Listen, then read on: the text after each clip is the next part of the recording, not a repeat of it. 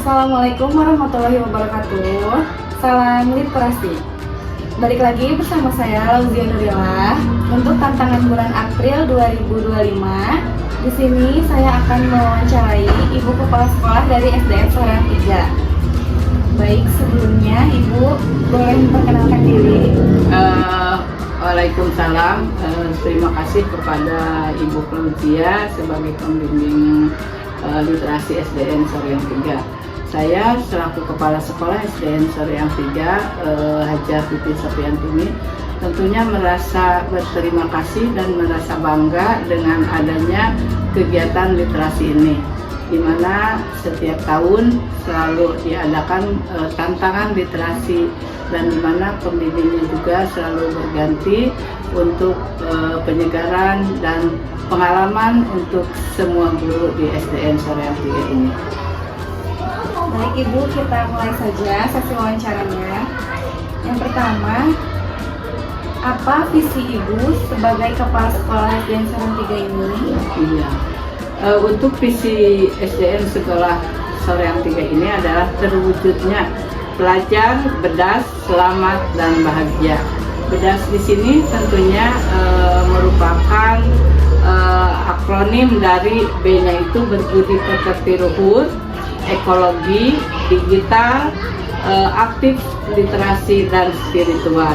Tentunya visi dan misi SDN Soreang 3 ini setiap tahun selalu diadakan perubahan sesuai dengan keadaan dan kebutuhan di lingkungan sekolah. Untuk yang keduanya, Ibu boleh diceritakan pengalaman Ibu dalam mengelola perubahan lingkungan di sekolah? Iya. Alhamdulillah untuk lingkungan di sekolah ini tentunya ketika Ibu masuk menjadi Kepala Sekolah SDN Soreang 3 ini ada beberapa perubahan atau perbaikan di lingkungan SDN Soreang 3 ini. Kita juga tentunya sudah mengikuti kegiatan adiwiyata di tingkat kabupaten, di mana sekarang kita akan menuju adiwiyata ke tingkat provinsi. Untuk perubahan lingkungan ini, kita itu tentunya sasarannya itu kepada siswa, guru, masyarakat, dan tentunya itu didukung oleh komite sekolah. Perubahan di sini baik perubahan secara fisik maupun perubahan mental, yaitu kebiasaan siswa dalam hidup bersih, mengelola sampah, dan kegiatan-kegiatan daur ulang, memanfaatkan bahan-bahan yang sudah tidak terpakai tapi bisa bernilai guna. Untuk lingkungan tentunya kita terlihat di mana penghijauan di lingkungan sekolah ini sudah terlihat dari tahun ke tahun, tentunya selalu ada perubahan. Mungkin itu kalau perubahan di bidang lingkungan hidupnya. Ya, tentunya kalau perubahan-perubahan ada di perubahan lainnya, yaitu misalkan perubahan dalam bidang akademik, perubahan bidang sarana prasarana, ataupun kita perubahan dalam kegiatan-kegiatan yang lainnya yang sudah diprogramkan dalam kurikulum sekolah kita. Baik Ibu, terima kasih atas dedikasinya Ibu. Baik Ibu, pertanyaan yang ketiga, bagaimana Ibu menjalin kerjasama dengan pihak luar seperti Dinas Pendidikan dan lembaga sosial lainnya? Terima kasih. Dalam kerjasama tentunya kita sebagai satuan pendidikan harus bekerja sama dengan pihak lain. Di antaranya tadi Dinas Pendidikan. Dinas Pendidikan itu adalah atasan kita di bidang pendidikan. Tentunya setiap laporan, setiap kegiatan kita mengacu kepada laporan ke Dinas Pendidikan. Begitu juga dengan Dinas Pendidikan ketika ada program-program yang harus dilaksanakan di sekolah-sekolah, tentunya Dinas Pendidikan itu selalu memberikan arahan, selalu memberikan diktek-diktek ataupun pelatihan lainnya untuk disosialisasikan di sekolah. Ya. Dan tentunya di Dinas Pendidikan juga kita selalu bekerja sama ya, berhubungan dengan para personil gitu ya, guru-guru di sekolah juga dalam bidang sarana dan prasarana. Adapun kerjasama dengan pihak lain, yaitu kita diantaranya dengan puskesmas ya, di mana kesehatan itu adalah utama ya, dan program kita itu selalu ditunjang oleh puskesmas. Begitu juga dengan puskesmas punya kegiatan-kegiatan program yang tentunya selalu dilaksanakan di sekolah. Di antaranya ada pemeriksaan gigi, ya, ada pemeriksaan atau penyuntikan bias, imunisasi dan lain-lainnya. Ya. Itu kegiatan di kerjasama di bidang kesehatan, ya. Juga kita biasanya bekerja sama dengan dinas perpustakaan. Dinas perpustakaan itu tentunya siswa selalu dibawa ke perpustakaan untuk membaca dan menambah wawasan, ilmu pengetahuan. Juga pihak perpustakaan selalu mengundang kita, mungkin sebagai sekolah yang terdekat, juga karena sudah kita terbiasa ke perpustakaan. Tentunya mereka kalaupun ada program apa-apa di dinas perpustakaan, ya selalu mengundang kita juga ke SDN Soreang 3. Untuk kerjasama yang lainnya tentunya pasti banyak ya, dengan lembaga-lembaga lainnya yang tentunya mungkin itu nanti akan membutuhkan waktu yang lebih banyak lagi ya. Jadi cuman kita diantaranya itu ya tadi sudah dengan dinas pendidikan ya, juga tadi dengan puskesmas, dengan perpustakaan, dinas lingkungan hidup, juga dinas biasanya itu tentang kebudayaan ya, tentang kebudayaan kita dekat dengan kabupaten, jadi biasanya mendapatkan undangan dari dinas-dinas lainnya yang ada di Kabupaten Bandung. Baik, Ibu. Untuk pertanyaan yang keempat, bagaimana Ibu mengelola fasilitas sekolah agar tetap mendukung proses belajar mengajar ini?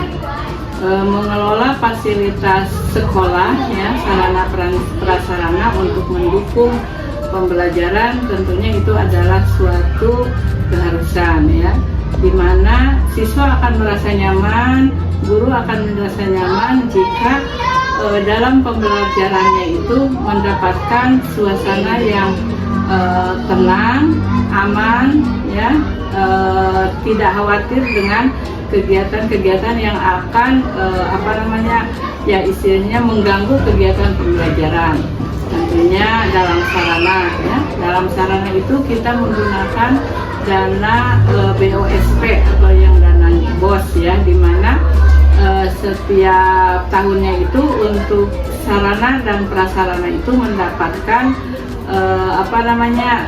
alokasi ya, alokasi dana yang bisa kita gunakan, yaitu antara 15-20%. Kita melihat kira-kira apa prioritas yang harus kita laksanakan, kekurangannya apa. Tentunya untuk sarana dan prasarana bukan hanya ya ibu sebagai kepala sekolah saja yang menentukan gitu ya.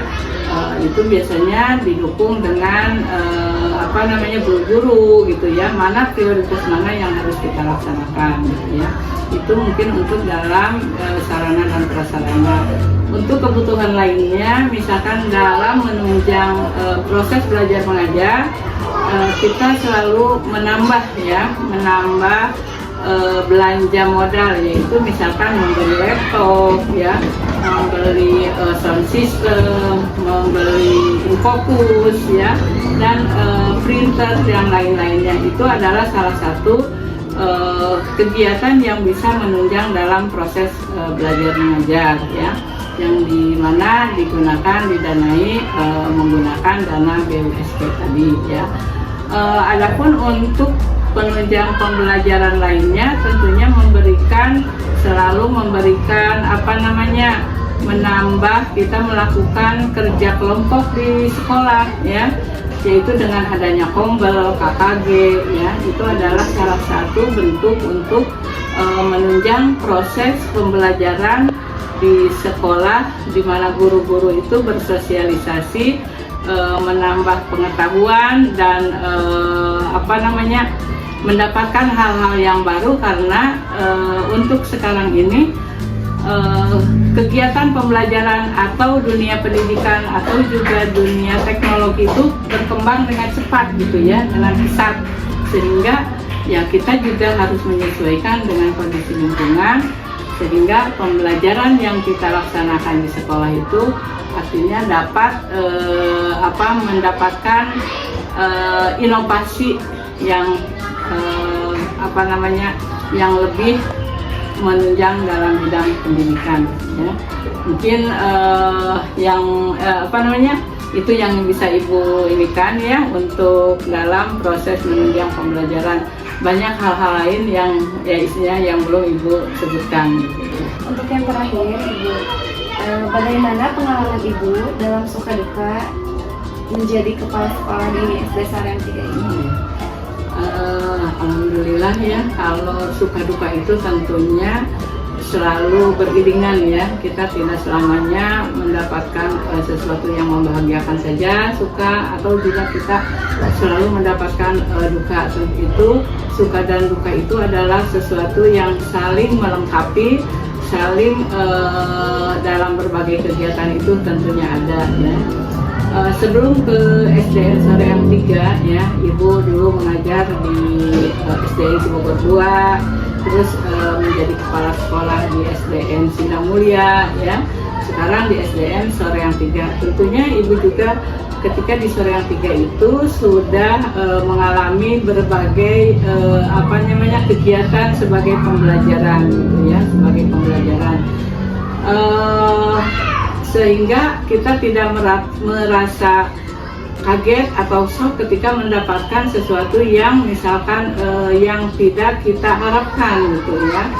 Kalau kebahagiaannya itu, kesenangannya ya tentunya ketika Ibu dari sekolah Sindang Mulia yang lokasinya lebih jauh menjadi lebih dekat, ya itu adalah sesuatu kebahagiaan. Apalagi tentunya namanya sekolah yang ada di kota gitu ya, tingkat mobilitasnya itu lebih tinggi gitu ya, baik mobilitas guru-gurunya, anak-anaknya ya, ataupun juga masyarakat lainnya. Tentu itu adalah pengalaman yang berharga ya, di mana orang tua, guru, siswa itu adalah menunjang setiap kegiatan yang ada di sekolah ini. Misalkan kita akan mengadakan akreditasi ya. Kalau Ibu melakukannya dengan sendiri gitu ya, pasti akan kerepotan. Tapi bahagianya itu, senangnya semua guru-guru itu selalu bekerja sama mendukung apa yang akan kita laksanakan. Tadi akreditasi, mau lomba adiwiyata ataupun lomba-lomba yang lainnya gitu ya, lomba-lomba yang lainnya tentunya itu dukungan dari guru, dukungan dari orang tua juga siswa adalah sesuatu yang membahagiakan ya. Adapun dukanya ya tentunya di sini paling kita dukanya itu ketika ada ya siswa gitu ya, misalkan ada yang yang kena musibah gitu ya, kena musibah. Contohnya ketika siswa ada yang rumahnya kebakaran gitu kan, atau misalkan ketika orang tuanya meninggal, itu adalah sesuatu yang bagi kita adalah duka. Tapi karena mungkin itu sudah alamiah, kita tetap bekerja sama, membantu, mendukung, sehingga siswa yang mengalami ujian itu setidaknya dapat terobati ya.